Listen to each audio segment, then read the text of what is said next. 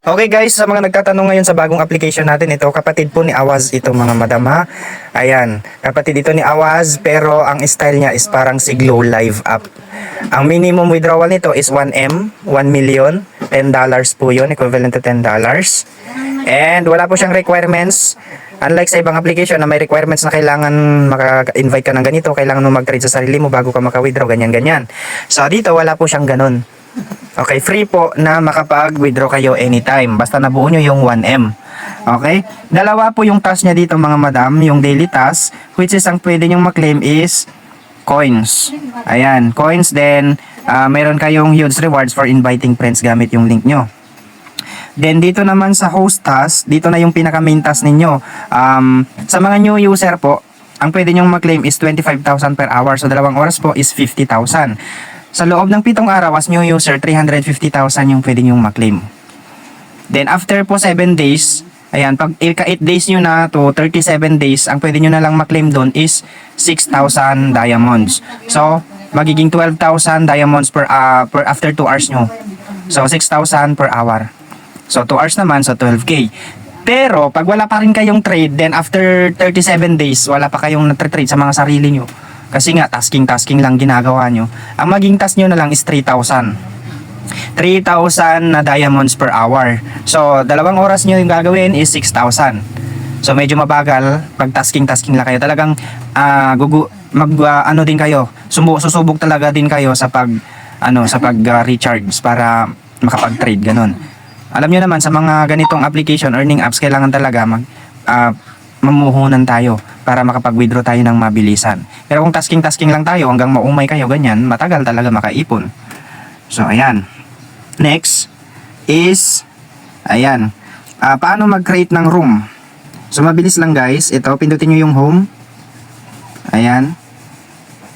So dito pwede na kayong mag-create ng room. Nasa taas po, yung bahay sa taas. Ayan, my own. Ayan. Yung chat, pindutin nyo home, then sa chat sa taas, bandang kaliwa, then dito sa bandang right, yung parang bahay na may positive sign, pindutin nyo po yan para mag-create ng room. So mag-create kayo, ganyan, then maglagay kayo ng cover photo. So select kayo sa mga albums ninyo kung ano yung mga ilalagay nyong cover photo. Ayan. Pag na-select nyo na yung profile, automatic ma-upload na yan. Then, maglagay kayo ng name dito sa enter room name. So, ano bang ilalagay nyo dyan sa enter room name? Depende na po sa inyo.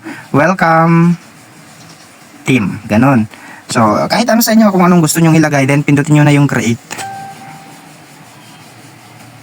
Ayan. Then, bumalik ulit kayo sa home. Then, pindutin nyo ulit siya guys. Okay, pindutin nyo ulit yung picture nyo sa taas. Ayan. So, mayroon na kayong room. Ayan.